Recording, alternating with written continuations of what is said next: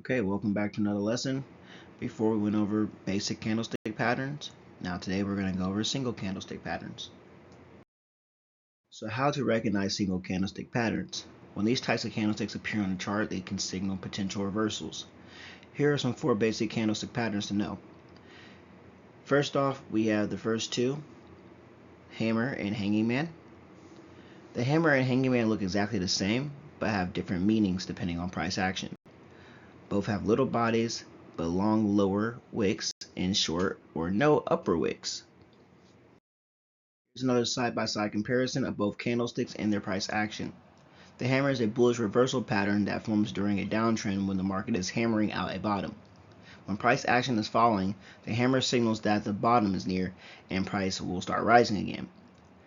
The long wick indicates that sellers pushed price down lower, but buyers were able to overcome the selling pressure and push price back up, closing it near the opening price. It's important to note that just because you see a hammer form in a downtrend doesn't mean you automatically place a buy order. Instead, wait for a bullish confirmation by waiting for a candlestick closure above the opening price to the right side of the hammer.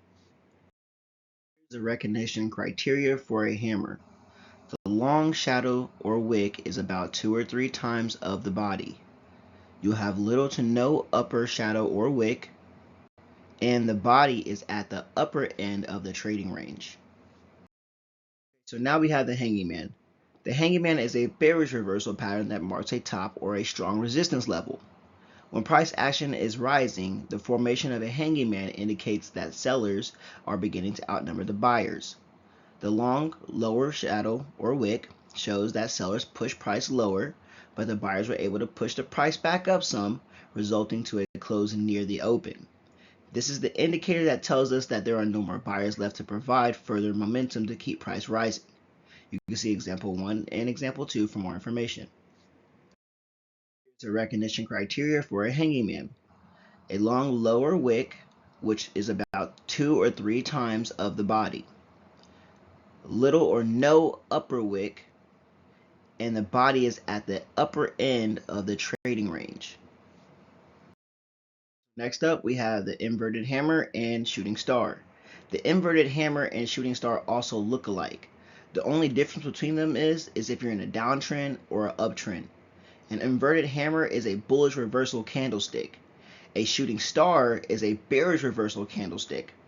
Both candlesticks have little bodies, long upper wicks, and small or no lower wick.